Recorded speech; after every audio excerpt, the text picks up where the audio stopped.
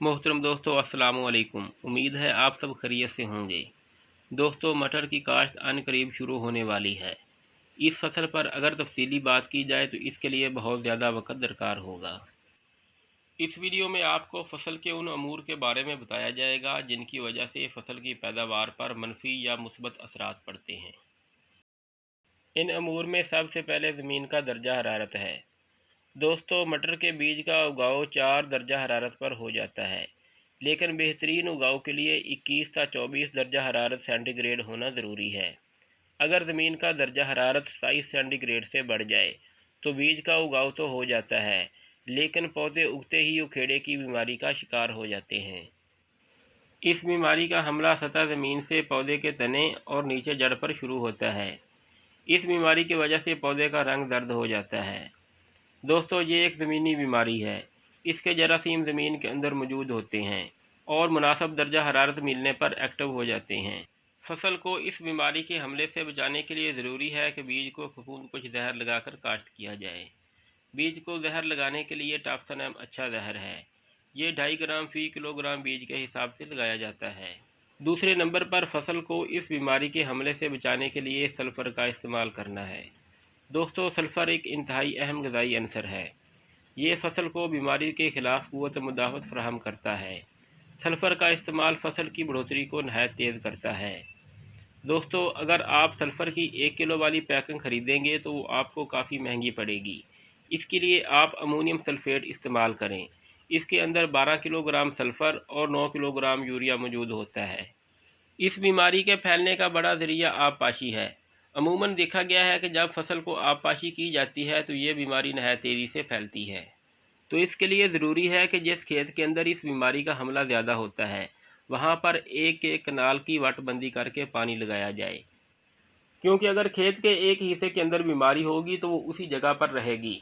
अगर आप खुला पानी लगाएंगे तो वो सारे खेत के अंदर मुंतकिल हो जाएगी और इससे पूरा खेत मुतासर होगा।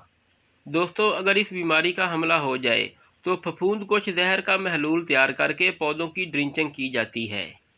ड्रिंचिंग में फसल की बजाय पौधों की जड़ों के ऊपर मोटी फुहार के ज़रिए अच्छे तरीके से स्प्रे किया जाता है। ड्रिंचिंग करने के लिए आप रेडोमिल गोल्ड, थायोफनेट, टाप्सनम इनमें से कोई भी एक जहर लें और उसको 3 ग्राम फ़ी लीटर पानी के हिसाब से इस्तेमाल करें। दोस्तों, जड़ी बूटी को कंट्रोल करने के लिए फसल काश्त करने के बाद उसे पानी लगाएं और वतर आने पर पेंडीमेथालीन 1000 ml फ़ी एकड़ के हिसाब से स्प्रे करें। फसल लगाने के फ़ौरन बाद पानी लगाने से पहले अगर आप पेंडीमेथालीन का स्प्रे करेंगे तो इसके लिए आपको 1500 ml फ़ी एकड़ के हिसाब से स्प्रे करनी होगी।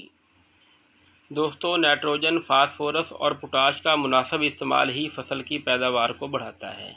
अगर आप इन तीनों खादों के तवाज़ुन को बरकरार नहीं रखेंगे तो आप फसल से भरपूर पैदावार हासिल नहीं कर सकेंगे। इस फसल के लिए 2 बोरी DAP, 1 बोरी SOP पोटाश और 1 बोरी अमोनियम सल्फेट या 2 बोरी नाइट्रोफास, 1 बोरी SOP पोटाश और 1 बोरी अमोनियम सल्फेट ज़मीन की तैयारी के वक्त इस्तेमाल करें। ज़मीन की तैयारी के वक्त अगर आप DAP इस्तेमाल करेंगे तो इसके साथ आपको 1.5 से 2 बोरी यूरिया इस्तेमाल करनी पड़ेगी। ज़मीन की तैयारी के वक्त अगर आप नाइट्रोफास इस्तेमाल करते हैं तो फसल का उगाव मुकम्मल होने पर 1 बोरी नाइट्रोफास और फसल की ज़रूरत के मुताबिक मज़ीद आधी बोरी यूरिया इस्तेमाल कर सकते हैं।